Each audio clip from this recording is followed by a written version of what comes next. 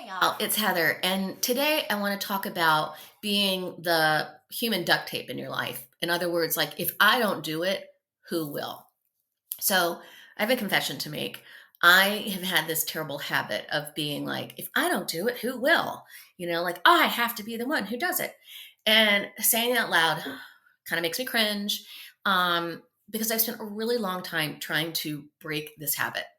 And sometimes I do. And sometimes that green little monster that looks like the wet gremlin comes out and I don't. And it's not cute. So I thought it would be really important to kind of dovetail in with the newsletter this week and talk about like the trap of believing that if we don't do it all, the world will fall apart and why we actually need to step back because that's going to be the best thing for our mental health, our companies, our families, and it's going to really, kind of empower everyone. So, because I am such a whiz at naming things, I call this the everyone will fall apart, the everything will fall apart trap. I know, lame. Anyway, but that's that whole human duct tape concept, right? It's like when you believe you are the glue or the thing that's gonna make it all happen and hold it together, whether that's in your family or your business with your team, just the world out large, it's like I have to be the one who does it because if I don't, it's, gonna fall apart. And yeah, you maybe have been living like this for years. And here's the thing, you're exhausted, you're burned out and you're secretly or not so secretly resentful of the fact that you're doing everything for everyone. And while you at first started doing this because you thought like this is the best thing for everybody and this is what I need to do, in reality, what you've really done is created like a prison for yourself, right? And there you are, stuck in that duct tape. So we want to break free of that. And I know this can be hard because we're like, well, I've always been doing it this way. Why would I change it? Well, that's because of our mindset and that's because of the things that we've been thinking.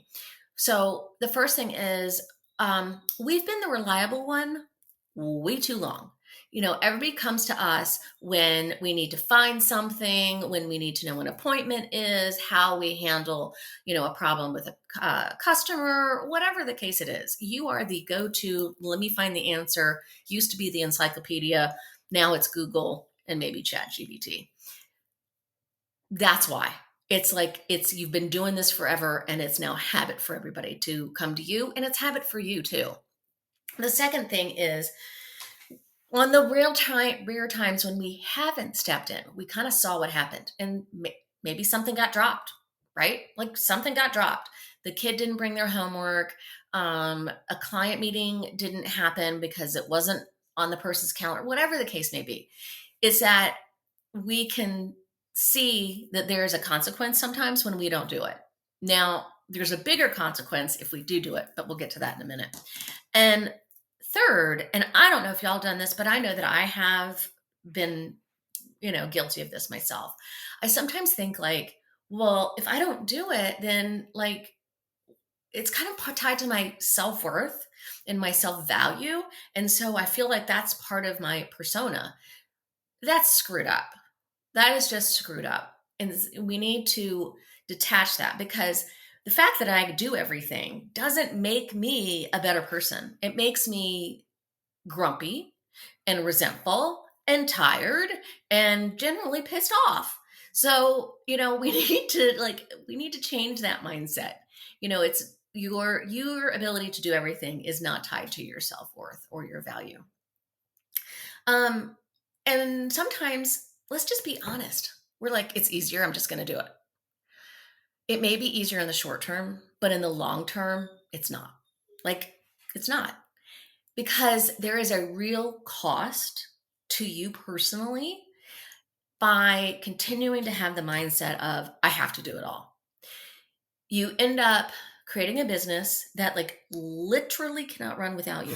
You have not empowered anyone to make a single solitary decision without you have making it, and then them implementing it. That's nuts. And at home, Same thing. You cannot raise your children that way. You cannot raise your children so that they are afraid to be able to make any kind of decision for themselves because it might be the wrong one because mom didn't make it. You're going to have children that are super anxious and they're going to end up being resentful. And, that's not a good, healthy adult. Like, our goal here is to raise good, healthy adults, and taking away the power of letting them make their own decisions is not a good one. So we need to change that mindset because we want people to be able to function without us. We don't want to be the linchpin. And the last thing that it cost us is, like, it's exhausting. It is absolutely positively exhausting to have to be all things for all people all the time but yourself. Like, that's ridiculous, y'all. So I just, I want to make sure that we are taking the time to acknowledge how it affects us, right? Like, physically, how it affects us.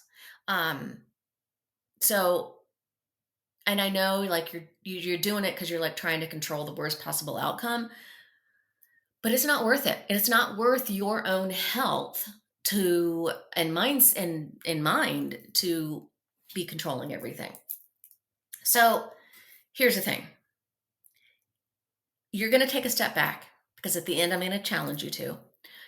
And you know what? Something's going to screw up. Something is going to fall through the cracks. Your kid is going to forget to take their project to school. As a result, they get a bad grade because it's late. Or, you know what? A team member is going to forget a client call. Not great, but a solvable problem. Hey, we just had a miscommunication in the office, so sorry, let's reschedule, right? So the kid can get over having a bad grade. The client and your team member can reconnect at another time. Things happen. And, yeah, maybe you would have done it differently, but you didn't have to be the one in charge. And that's kind of the point. And it's like, I like to say this example. So in our house, Josh is in charge of loading the dishwasher after dinner and then emptying it in the mornings. That's one of his chores, not in charge. It's one of his chores. And you know what? Load the damn dishwasher however you want, sweet Josh, because I don't want to do it. Like, I do not want to be the person who is in charge of all of that because I like to cook. I like to make the dinners, but I hate to clean up after it. So yeah, maybe I would have loaded it differently and I would have made sure everything would have fit a little bit better. But guess what? It's done. And the next morning he empties it and everything gets put away. And sometimes things get put in places that I wouldn't have thought of. AKA he'll put the measuring cup someplace else and I have to search for it a little bit, but it's not a big deal. And at the end, it's all better. The world kept spinning. Everybody has taken responsibility, and it's a little bit better in the process or at the end of the day. So, we don't have to control everything. All right. So I said that at the end of this conversation, I'm going to give you a challenge, but I would like to give you a little bit of like, hey, this is what I think you're going to learn from this challenge and what you're going to see.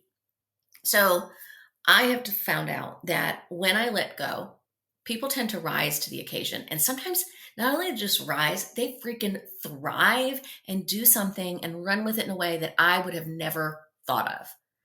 Yes, we want that. That is 100% what we want. Sometimes we over catastrophize, but guess what? If something doesn't go like we want, the disaster is not really a big deal. We call it a disaster, but it's just a mistake. Mistakes can be fixed, right? So there really, there are not a whole lot of things in this world that we can't fix. So why are we spinning ourselves inside out and backwards, trying to control everything to make sure the little things don't get dropped? Little things get dropped and it's okay. You just pick it back up and you move on. And like I mentioned, when you sometimes let go and somebody picks it up and they run with it and thrive and create a better way of doing something, that That's like what do the kids say now? Mwah, it's a chef kiss.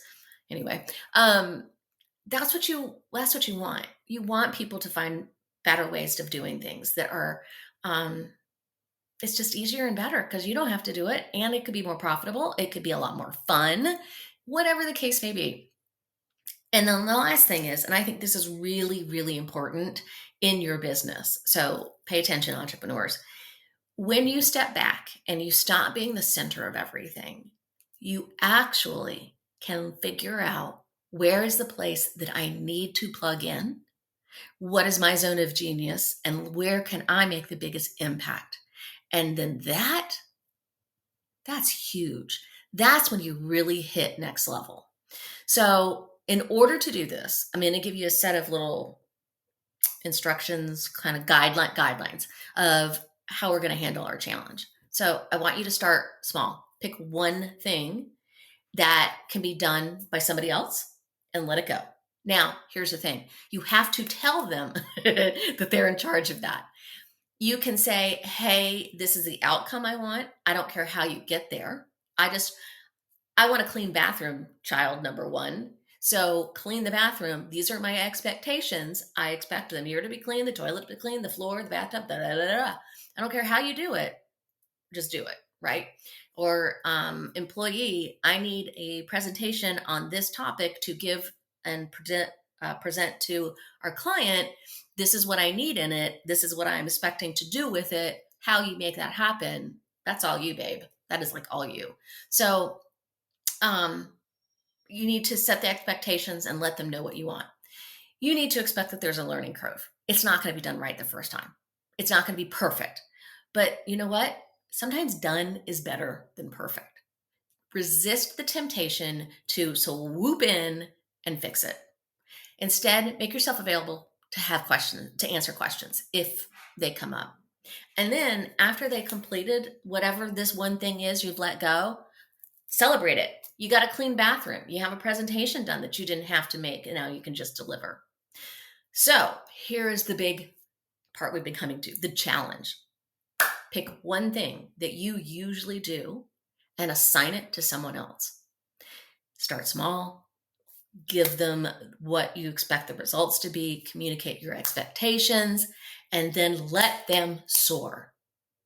So, pretty simple, right? And then after you get the hang of letting go of one thing and then another, you'll find that it's much easier to live life when you don't try and control it all.